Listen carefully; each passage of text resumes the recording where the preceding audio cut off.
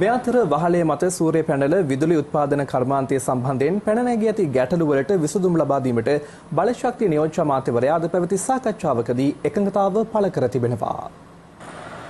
සූර්ය පැනල විදුලි උත්පාදන කර්මාන්තයේ කලක සිට පවතින ගැටලු පිළිබඳව සාකච්ඡා කිරීමට පුනර්ජනනීය බලශක්ති සංවර්ධන පෙරමුණ අද බලශක්ති නියෝජ්‍ය අමාත්‍යවරයා හමු වුණා. සාකච්ඡාව නම් වෙන සාකච්ඡාවල් වගේ නෙමෙයි, ඊටාම ප්‍රතිඵලදායකයි. මේකල හින්දා මං හිතන්නේ අද සෝලා කර්මාන්තය එහෙම නැත්නම් වහල මත සෝලා කර්මාන්තය කියන අංශය ලැබපු ජයග්‍රහණයක් හැටියට සඳහන් කරන්න පුළුවන්. මං හිතන්නේ අවුරුදු 5කට විතර පස්සේ. ඉතින් අපි විසඳුම් කීපයක් ඉදිරිපත් කරා. ඒ වගේම යෝජනා හා අදහස් කොහොමයක් අපි ඉදිරිපත් කරා අමාත්‍යාංශයට. ඉතින් එතුමා කිව්වා ඒ පිළිබඳව සලකා බලන්නම් කියලා. අපි බලාපොරොත්තු වෙනවා ඉස්සරහට යෝජනා බලලා සහ ඒ දේවල් කම්ම අතහැරලා දාන්න නැතුව මේ දේවල් ක්‍රියාත්මක කරන්න වැඩපිළිවෙල සකස් කරයි කියලා. සාමාන්‍යයෙන් හොඳයි කියලා හිතෙනවා. හැබැයි ඉතින් කටයුතු කාරණා ටික නිවැරදිව විසඳුමක් දෙනතුරු අපිට මේක විශ්වාස කරන්න අමාරුයි. මේ අතර